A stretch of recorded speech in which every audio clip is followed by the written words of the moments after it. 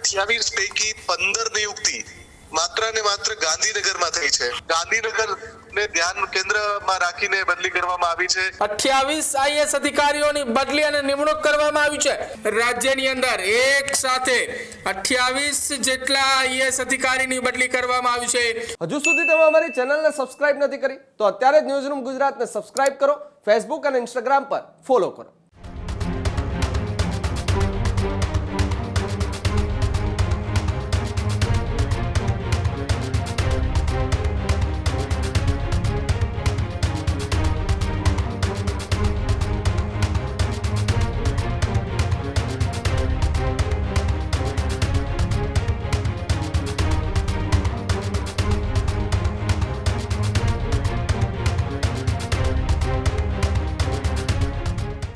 અત્યારે સૌથી મોટા સમાચાર, ગુજરાતમાં એક સાથે આઈએએસ અધિકારીઓની બદલીનો દોર. 28 આઈએએસ અધિકારીઓની બદલી અને નિમણૂક કરવામાં આવી છે. જૂનાગઢ મ્યુનિસિપલ કમિશનરની ગાંધીનગરમાં બદલી કરવામાં આવી છે. પ્રભવ જોશીએ ગાંધીનગર જીઆઈડીસીના જોઈન્ટ એમડી પદે નિયુક્ત કરાયા છે. પોરબંદરના મ્યુનિસિપલ કમિશનરની અમરેલીમાં બદલી કરવામાં આવી છે. અમરેલીમાં જિલ્લા વિકાસ અધિકારી તરીકે પોરબંદરના મ્યુનિસિપલ કમિશનરની બદલી કરાઈ. ગેડાના ડિરેક્ટર ગૌરાંગ મકવાણાને મહેસાણા મુકાયા છે. મહેસાણાના યુજીવીસીએલના એમડી પદ ઉપર નિયુક્ત કરાયા. સુરત એસયુડીએના સીઓને રાજ રમેશચંદ્ર સુથારની બદલી કરાઈ છે, જેમને પોરબંદરના મ્યુનિસિપલ કમિશનર તરીકે મુકાયા છે. સ્પોર્ટ ઓથોરિટી ઓફ ગુજરાતના સચિવને જૂનાગઢ મૂકવામાં આવ્યા. આઈઆર વાળાએ જૂનાગઢના નવા મ્યુનિસિપલ કમિશનર બન્યા છે.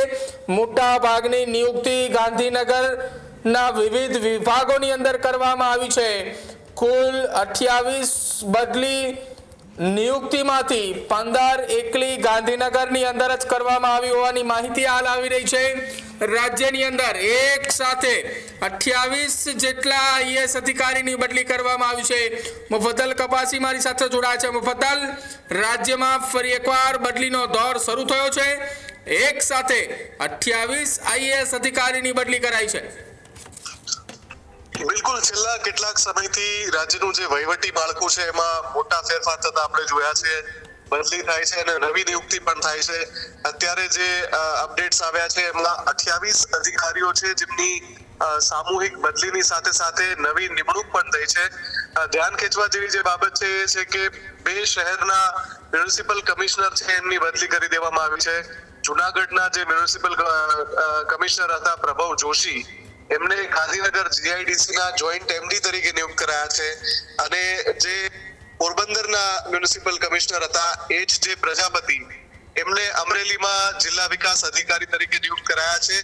આ સિવાય બીજા જે વહીવટી અધિકારીઓ છે એમને પણ અલગ અલગ જગ્યાએ મુકાયા છે. પણ સૌથી ધ્યાન ખેંચે એવી બાબત એ છે કે 28 પૈકી 15 નિયુક્તિ માત્ર ને માત્ર ગાંધીનગરમાં થઈ છે. એટલે અલગ અલગ જગ્યાએથી બદલી થઈને પછી એમની નિયુક્તિ ગાંધીનગરમાં થઈ છે. જેવી રીતે મહેશ જાની છે કે જે ગુજરાત સ્ટેટ સોશિયલ વેલફેર બોર્ડના ચેરમેન તરીકે હતા અમદાવાદમાં, એમને Gujarat urban livelihood mission Gandhinagar તરીકે નિયુક્તિ કરવામાં આવી છે, મિશન ડાયરેક્ટર તરીકે.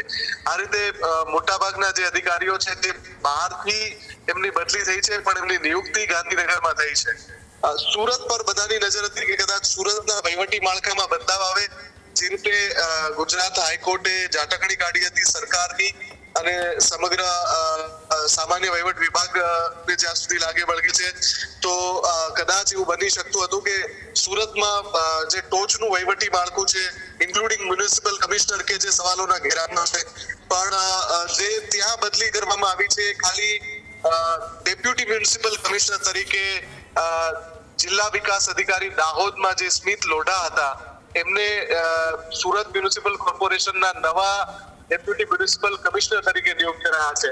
આ સિવાય સુરતના વહીવટી માળખામાં બીજી કોઈ મોટો ફેરફાર નથી. માત્ર એક સુડાના જે અધિકારી છે એમની પણ બદલી થઈ છે.